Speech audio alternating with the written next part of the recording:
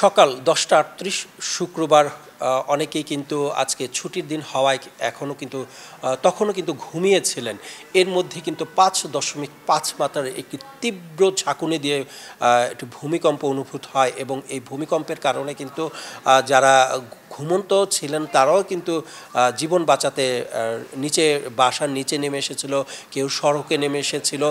আমরা দেখেছি যে বিভিন্ন বাসাবাড়ি এবং অফিস আদালতে অফিসে যারা অফিস করছিলেন এই শুক্রবারেও তারাও কিন্তু অফিসের ডেস্কে ছেড়ে কিন্তু সড়কে নেমে গিয়েছিল এবং বাসাবাড়ির যে বাসিন্দা রয়েছে নারী, শিশু, বৃদ্ধ থেকে সবাই কিন্তু এই জীবন বাঁচাতে কিন্তু বাসার নিচে নেমে এসেছিল। যদিও 5.5 মাত্রার ভূমিকম্প, তবে এত তীব্র ঝাঁকুনি কিন্তু এই মাত্রার ভূমিকম্পে এর আগে কখনো অনুভূত হয়নি।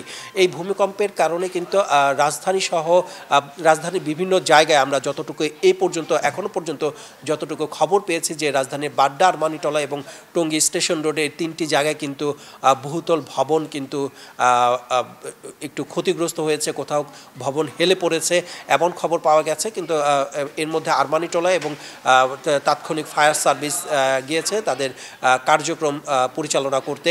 তবে এই ভূমিকম্প যদি বিশেষজ্ঞরা কিন্তু বলছেন যে বিগত 100 বছরও কিন্তু এত বড় ধরনের বিশ্বে বিভিন্ন জায়গায় যেমন বড় ধরনের ভূমিকম্প হয়েছিল, এমন কোনো ভূমিকম্পের রেকর্ড কিন্তু বাংলাদেশে বিগত 100 বছরও হয়নি। তো এই ভূমিকম্প একটি সিগন্যাল হতে পারে বলে ধারণা করছেন বিশেষজ্ঞরা। এটি মূলত হয়ে থাকে যে প্রকৃতির অপরিকল্পিত নগরায়নের জন্য কিন্তু এটাকে অনেকে দোষারোপ করতে পারে যে অপরিকল্পিত নগরায়ন, নতুন নতুন জলাধার ভরে কিন্তু বালি এবং মাটি দিয়ে জলাধার ভরে সেখানে বহুতল ভবন নির্মাণ করা হচ্ছে এবং যদি বড় ধরনের ভূমিকম্প হয় তাহলে কিন্তু এই ভবনের যে বাসিন্দা থাকবেন অথবা এই এলাকাগুলোতে কিন্তু সবচেয়ে বেশি ক্ষতিগ্রস্ত হবেন বলে কিন্তু বিশেষজ্ঞদের পক্ষ থেকে জানানো হয়েছে। এই ভূমিকম্পের উৎপত্তি স্থল মূলত ছিল রাজধানী ঢাকা থেকে মাত্র অল্প কয়েক কিলোমিটার দূরে নরসিংদীর ঘোড়াশালে কিন্তু এই ভূমিকম্পের ভূগর্ভস্থ থেকে 10 কিলোমিটার দূরে কিন্তু এই ভূমিকম্পের উৎপত্তি হয়েছে।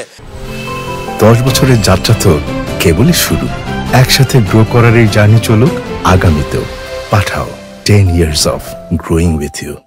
তবে এই যেহেতু দেশের ভেতরেই একটি ভূমিকম্প উৎপত্তিস্থল ছিল এবং তীব্র ঝাঁকুনি দিয়েছে, তাহলে এটি কিন্তু হালকাভাবে নেয়ার কোনো সুযোগ নেই। এখনই কিন্তু আমাদের পরবর্তীতে আমাদেরকে আরও সচেতন যদি এখনই আমরা না হতে পারি তাহলে কিন্তু চড়া মূল্য দিতে হতে পারে সাধারণ মানুষদেরকে। দর্শক, আমরা একটু জানিয়ে রাখি যে এই ভূমিকম্প যখন 10:38 শুরু হয় তখন কিন্তু মাত্র অল্প কয়েক সেকেন্ডের মধ্যে কিন্তু 3টি ধাপ তৈরি হয়েছিল। প্রথমে একটু ঝাঁকুনি দিয়ে জানান দেওয়া হয়েছিল যে ভূমিকম্প হচ্ছে, এরপরে কিন্তু একটি বক্রাকার রেখার মতো একটি ঝাঁকুনি দেওয়া হয়েছে, তারপরে কিন্তু তীব্র আকারে ঝাঁকুনি দিয়ে কিন্তু বিল্ডিংগুলো কিন্তু নাড়িয়ে দিয়েছিল প্রকৃতির শক্তি বলে খ্যাত এই ভূমিকম্প।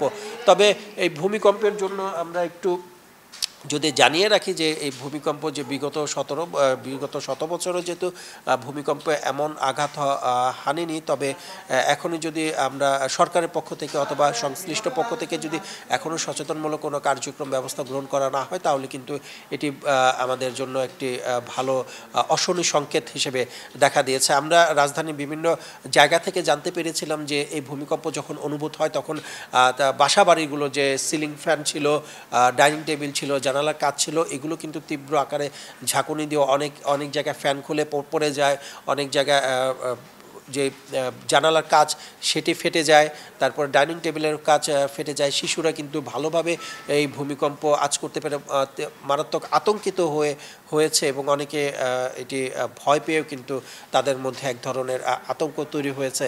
তবে ভূমিকম্প যেহেতু এটি পূর্বাভাসের কোনো আমাদের অথবা পৃথিবীতে এটি ভূমিকম্পের কোনো পূর্বাভাসের যেহেতু কোনো সিস্টেম নেই, তাই এখন থেকে যদি আমরা সচেতনভাবে পরিকল্পিত নগরায়ন করতে না পারি তাহলে কিন্তু দেশের জন্য এটি অমঙ্গল বয়ে নিয়ে আসবে, দেশের অর্থনীতির জন্য কিন্তু এটি অমঙ্গল বয়ে নিয়ে আসবে। দর্শক, কালের কণ্ঠের বার্তা কক্ষ থেকে আমার কাছে ছিল এই সর্বশেষ তথ্য। পরবর্তী তথ্য পেলে আমরা তাৎক্ষণিক আপনাদেরকে জানিয়ে দেব।